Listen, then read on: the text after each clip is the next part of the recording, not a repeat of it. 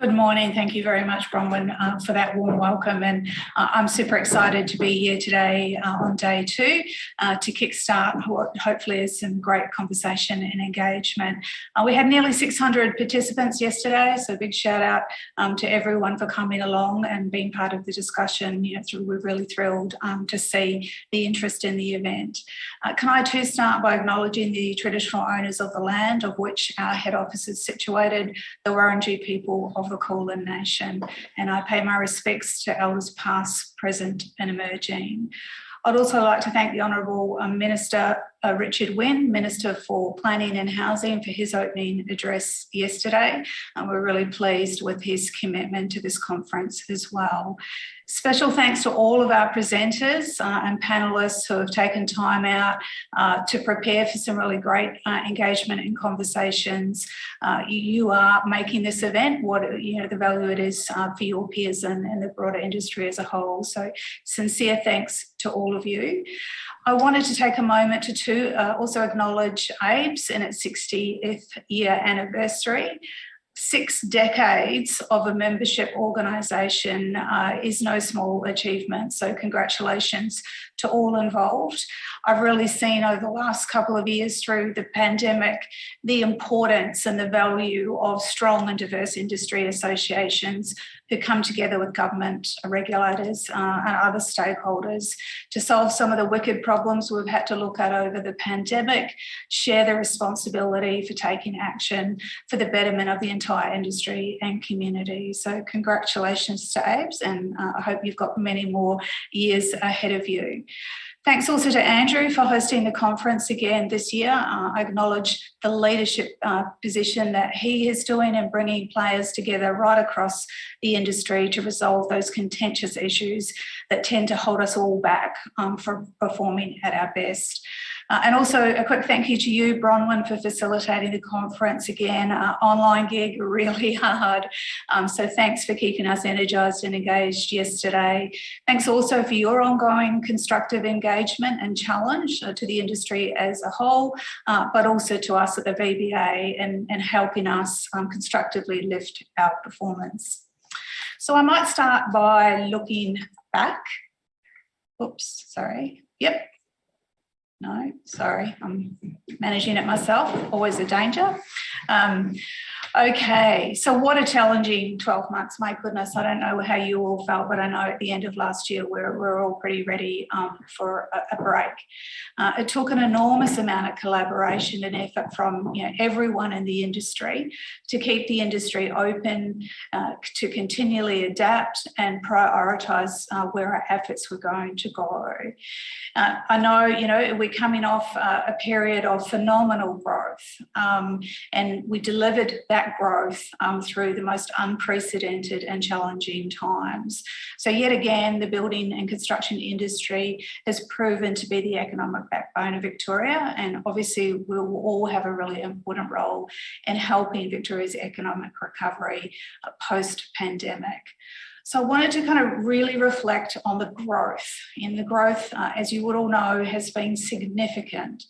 Over the last 8 years, we've experienced a 31% increase in the number of building permits and a 22% increase in the number of individuals registered as building practitioners. And notwithstanding all those challenges we encountered through COVID over the last couple of years, the building industry reached a new high in 2021.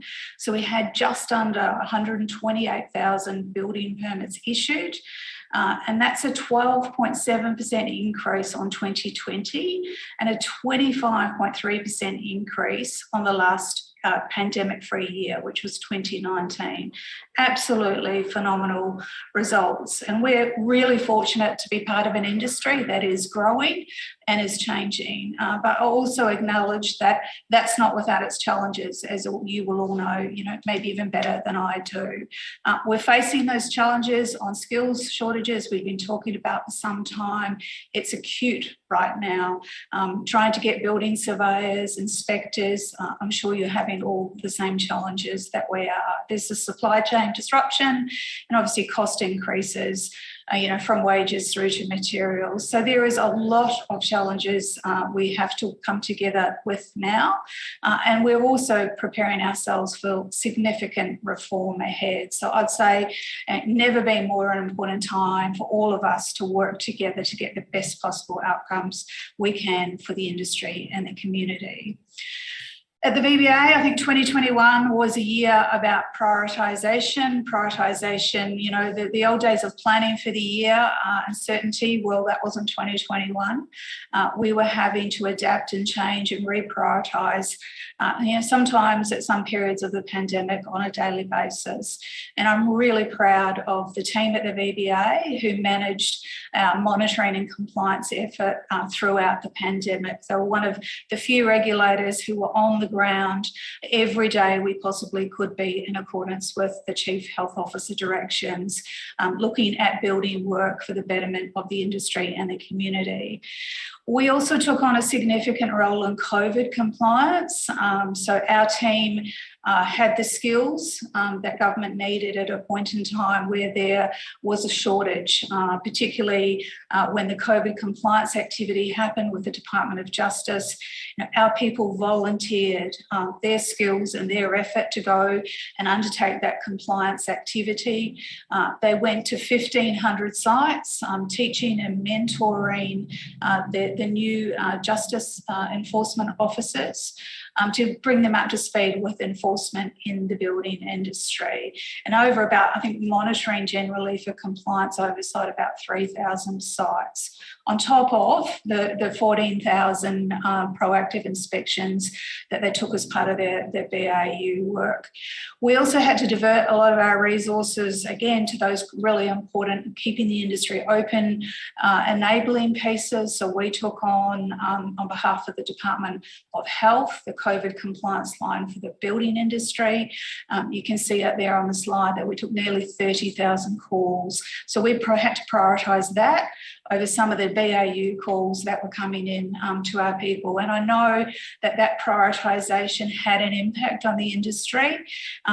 It was unfortunate, but it was necessary for us to focus on the most important things about keeping the industry open at that time. So there was some impact in initial responses to some technical queries, registration and licensing processes, calls back, but we've been working really hard to get that back on track, including through better processes and easier interfaces with the VBA. I'd also like to call out the industry participation in our webinars. So over 11,000 participants amongst all this disruption prioritise their own learning and development to attend those webinars. And I'll have a little bit more to say soon on the feedback that we've received in relation to those webinars. But a real shout out to the industry, gives absolute confidence in the many people, the many thousands of people who want to do the right thing and understand the rules and the framework better. As I said, we sat here today, and I think Ada and Anna talked about it yesterday, on the verge of significant reform, significant legislative and policy reform. There's still a level of uncertainty on its timing and impact, but we know it's coming, and we know it's coming incredibly soon. It's often described as, once in a decade, once in a generation. Each one of the reforms are significant in their own right, but collectively it's going to be an enormous change to the industry, an enormous change to how we all need to work. At the VBA, we're working with the department and BRV on preparing for those reforms once government make the decision on scope and timing. So we're looking to be as ready as we possibly can for that implementation. And for us, it's going to require us to scale up incredibly as an organisation with the expanded responsibilities. So I think it's easy to foresee in the next couple of years, we could get close to doubling. Maybe in 2 to 3 years, our workforce needs to be around double. And that obviously means we're going to be aggressively out there in the marketplace looking for skills and talent, but also developing our own people. What I wanted to spend a bit of time on today was the changes to NCC 2022. So obviously, incredibly significant change on the national agenda for us. And, you know, I think some industry groups that I've been talking to, they're of the opinion that the changes in NCC 2022 are going to be the biggest since its inception in 1996. So it's critical that we're all ready for this change and to adjust and deliver compliant and safe buildings in accordance with the change. So the ABCB board, of which I'm part of, and the office, we really understand that the ABCB has a leadership role in making this change as smooth as possible for all users of the code. And there are a few changes happening this year. So the structure of the code will continue to be refined and improved for its readability, and the online version will continue to be free for all users. As part of this, the provisions of the code have been renumbered, and that's going to take a bit of getting used to for all of us. So for all of those reference materials, our underlying processes, that is a really big task ahead of us all to update those. We'll also see some of the next stages of improving provisions related to waterproofing, weatherproofing, condensation and fire protection, and we'll see some additional technical guidance in housing provisions. In terms of the bigger elements, well, I'm sure you've all heard about the ambition. Minister Wynne was talking about it yesterday to introduce livable housing provisions, increasing accessible housing for our community.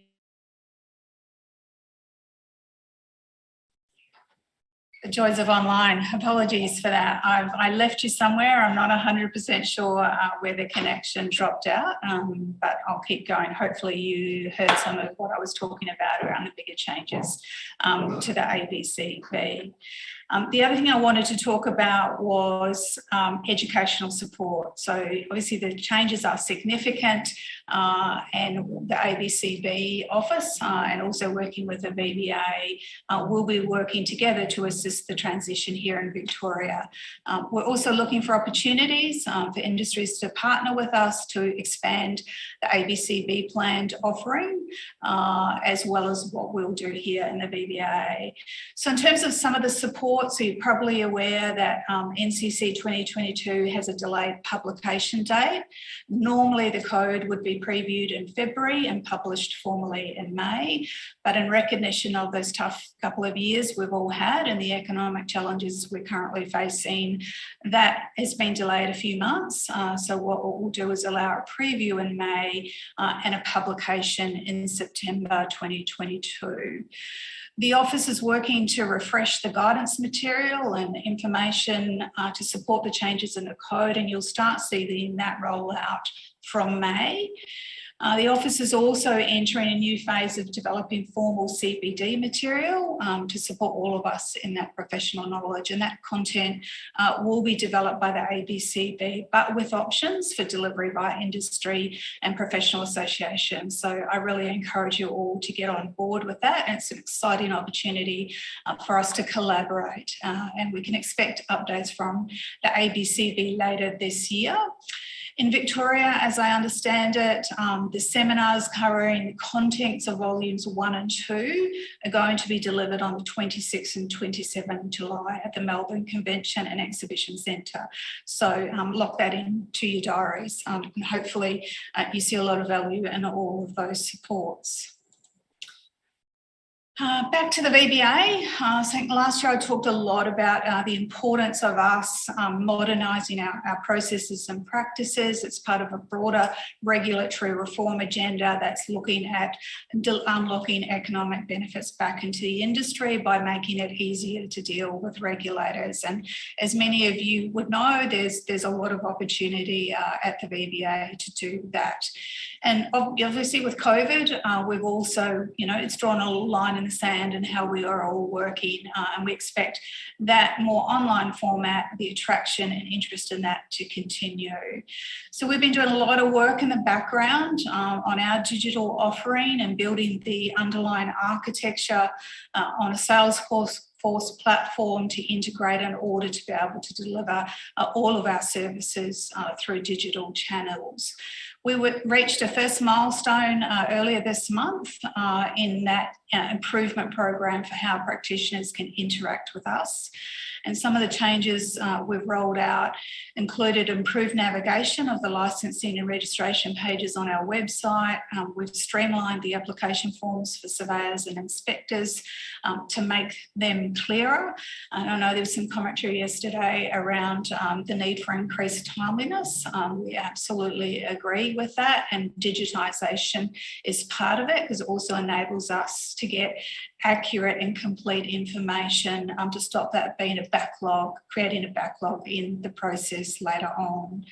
You've probably noticed there's a new logbook for applicant building surveyors and inspectors that are there, which will hopefully help through that process around gathering the right level of experience and what you should be focusing on.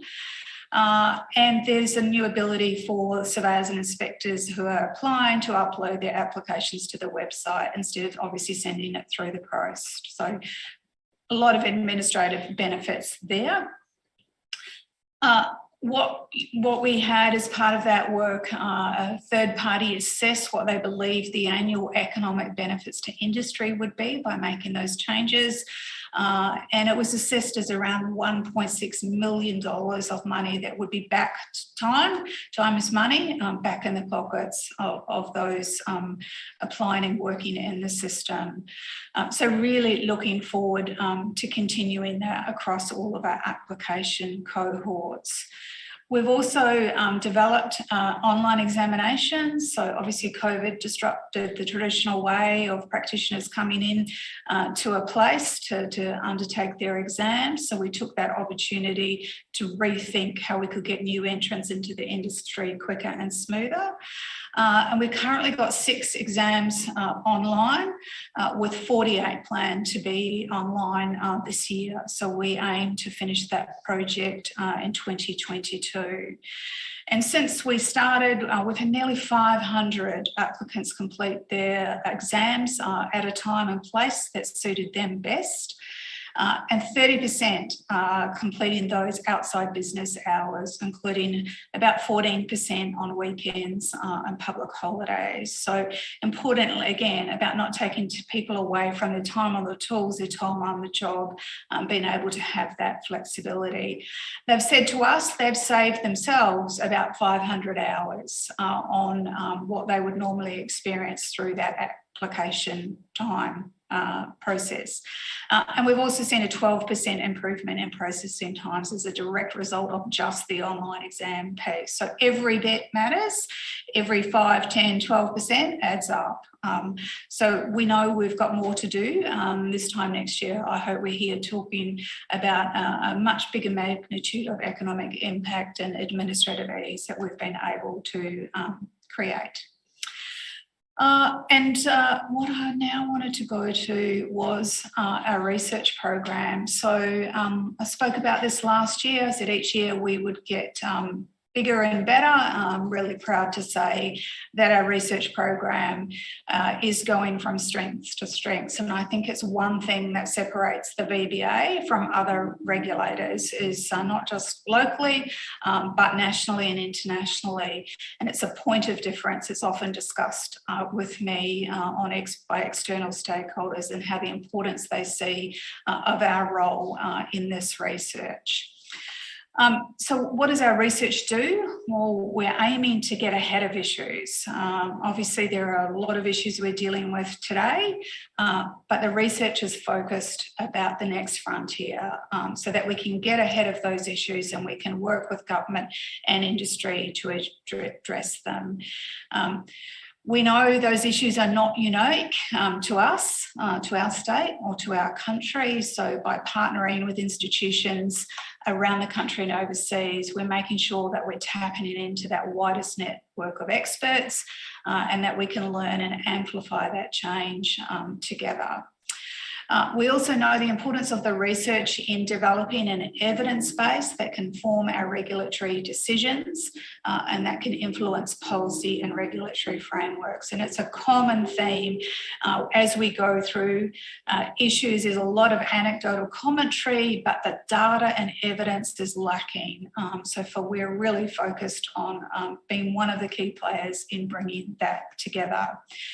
Last year, we ran our first research grant program and we received just under 60 applications from 17 universities. So we had a really strong interest. We selected 3 projects to provide funding support for.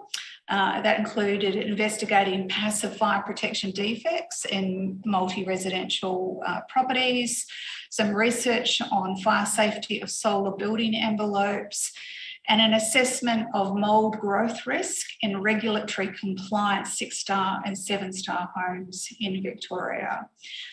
And we've just also released our recent grants program I think it's just closed or about to close as well.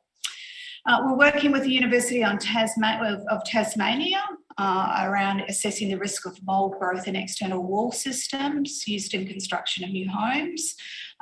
Is just one of those examples of the partnerships. We're also got some research with CSIRO around leveraging international expertise through the Fraunhofer Institute of Building Physics in Germany. Yeah, as I said, you know, the program is the grants program this year. Again, where I think we've received applications from 11 universities. So we're really cementing that reputation as being a credible research partner. Separately to the grant programs, we've also continued to support the digital transformation of the industry, and we're participating in Building 4.0 Co-op Research Centre, and that's a 7-year industry-led research initiative co-funded by the Australian government. And obviously we're working closely with all those partners to advance the digital and technological expertise to identify and develop projects of mutual benefit that can increase the digital competencies of practitioners and the automation of building processes into the future. So there's a lot on the agenda. Part of our research program, we also wanted to get an evidence base about our effectiveness. So we conducted our first piece of research late last year on practitioner perceptions of our programs, namely our proactive inspection program and our webinar program. And the independent research was really positive. It gave us a lot of confidence in what we're doing and where we need to go to next. So the majority of building surveyor respondents said that they were actively engaged, looking at our compliance reports and attending webinars. The majority of practitioners also found the education series to have increased their awareness of common non-compliant building or plumbing work and have improved their competence to understand why building or plumbing work was not compliant. And obviously we've got a lot more work to do around that and targeting those critical areas of harm through our education series. And I'm sure Andrew will say more about that and the partnerships that we want to build with industry to do that. Again, our proactive inspection program was also really positively received by builders and building surveyors. It was really well known, and 90% agreed that the early identification of non-compliant work is really important, which reinforces that goal of the program. We obviously got some feedback too about engagement with our people and the opportunities for more interaction going forward. So a really strong sentiment that the industry wants to maximise the value of that on-site program. And obviously part of our constraints are that we don't directly get access to the building documentation that is lodged with council. So we're really looking to be able to close that gap in the future. Yesterday, sorry, I've been through the PEP one. So yesterday you would have heard from our Chief Commissioner about the VBA's new 5-year strategy. We're super excited about this strategy. It has been developed in consultation and collaboration with a wide-ranging group of stakeholders, all industry associations, other regulators, government agencies, government, Commissioner for Better Regulation, and that input has really made the strategy what it is today, alongside the great thoughts and input from our people. We have been transforming ourselves. I've been talking about that for the last few years, so this is not the start of our transformation, but this is really about clarity and acceleration of what we're trying to achieve and what we expect of ourselves and how we're going to get there over the next 5 years. Obviously, our progress is going to be dependent on the resources available to us, and there was a bit of discussion yesterday about constrained resources and how that, impacts all of us and is a barrier to getting ahead and collaborating and working together. But we are really positive about where we're at and really determined to deliver on our vision and our goals. So in terms of a trusted regulator, you'll see what's one of the 5 pillars below. Obviously for us, that's about our focus, about being, more proactive, delivering positive outcomes for Victorians. We need to deliver sophisticated and targeted enforcement and education that results in behavioural change. And we're using a tagline for this: fair, firm and fast. We, as I said, we acknowledge where we're at and where we need to get with that. So we will be accountable and we will be building out the business process systems and the intelligence to bring this to life so that we can have an intelligence-led, risk-based approach to our compliance. And our commitment to our education programs, guidance and tools to help practitioners comply, is also really strong. Knowledge organisation, well, that's about being data-driven, evidence and intelligence-led. We need to create and share knowledge, learn from others, and to continuously improve our work. We need to make sure that research and data we collect and analyse translates into practical real-life solutions and facilitates industry innovation and helps to inform government policy.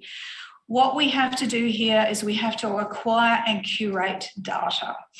We've done a lot of work in the last 12 months. We've acquired data, we've integrated data that was in silos in our organisation, and we've developed risk profiles, better risk profiles, practitioner risk profiles, industry risk profiles, and we're really starting to see the emergence of that importance of that information, not just within our regulatory remit, but also in the broader financial and economic system as well. So that will be a key piece for us to keep building out and using so we can allocate our resources to the most effective harms and share those insights through that evidence. Strengths-based workplace, well, we all know we can't get anywhere without great people, and that to be our best, we need to be a cohesive and diverse organisation and incredibly serious about talent and flexibility. So our people are the foundations of our adaptable strength-based culture, and we need to empower them to build their own career pathways and maximise their potential. We also need to make sure that there is one voice, one VBA. So that's work we will be doing. We hear from many of you that your experience of the VBA can be very different depending on where you interface with us. So we need to support our people to be the best they can and for us to be a cohesive organisation. And I'm super excited as a CEO to be leading our talent development and talent attraction strategies to support that as we grow. Forward-thinking business, well, that's about being contemporary and resilient organisation that looks to the future. I think we've built a lot of resilient skills over the last couple of years, but we need to spend more time looking to the future and making sure that our risk management and financial administration and digital infrastructure is sustainable, adaptable, and future ready. And an effective connector. As part of what we've been today, we have a unique line of sight to Victoria's building industry, and we need to use the deep and diverse expertise at the VBA to engage with industry, consumers and government, other regulators, to span those boundaries and work towards shared outcomes that can amplify our positive impact. So we look forward to working with you all on that. As part of our changes, you will see soon, in a few months, maybe June, July, our inaugural regulatory plan.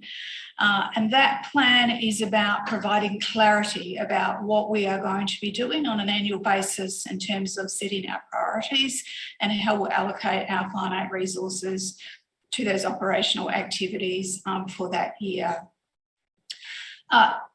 We hope it's going to provide a clear statement to industry, to government and the community about how we'll be regulating the industry and what Victorians can expect from us. It'll set out our regulatory principles that will guide our activity, and the plan will obviously be based on the data and information we have available, and as our data and information matures, so will our regulatory plan.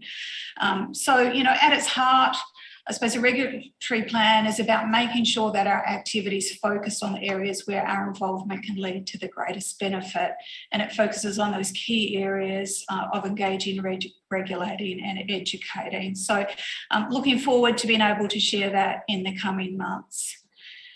And what I wanted to finish on, this is a really personal priority and passion of mine, was gender equality. And can I just call out to Wendy and Sarah's presentation yesterday? I think Bronwyn said at the start of this session that their engagement really struck a chord with all of us.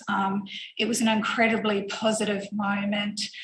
My thoughts going through were how brave are these young, smart women coming into our industry, doing it their way, knowing for probably for the near future they're going to be part of a minority from a gender perspective in that industry, and still being prepared to take it on and make a difference. And by doing that, they're going to bring more people into the industry as well. So I'm super proud of Sarah. Have been fortunate to see her a little bit through the graduate program, and these ladies are really going to change the game for us into the future.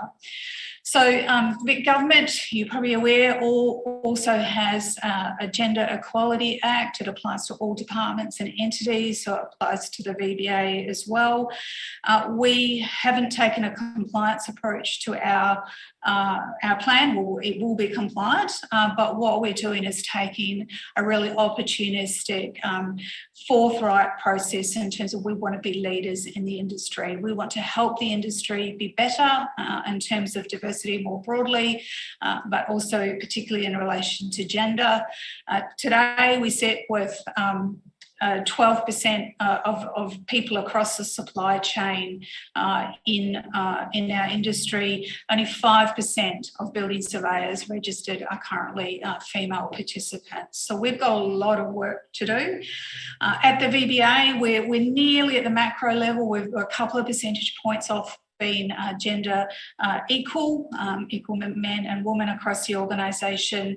But when we get down to our technical roles, while we're better in some cases not, than the industry average, it's just not where it needs to be.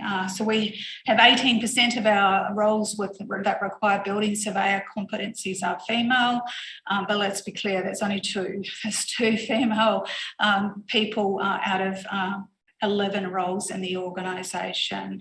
So we and myself, we're going to lead an activity in this space over the next 5 years to really try and shift the dial on this. we appreciate it's not going to be easy, but incredibly passionate, and really look forward to working with anyone in industry who wants to be part of this positive change and an important piece of bringing the skills we all need, into the industry. So at that point, I might close and just say, we've got a big year ahead of us. And many other industries look at ours and go, gee, we'd love to have those problems. We'd love to have those challenges of growth and change. But we know it's not going to be easy. And as I said, it's really important that we all will come together, that we collaborate. Positivity, and we saw that with Sarah and Wendy's contribution yesterday, breeds more positivity. So I think my challenge to everyone is to be positive, to work together and look forward to really looking back in 20, 30 years' time. Hopefully I'm still here and saying, hey, look at what we collectively did for the built environment and Victorians' economic growth because of how we came together and overcame the challenges and took those opportunities and ran with them. So on that basis, stay safe, stay well, and look forward to engaging with you later on today. Thanks so much.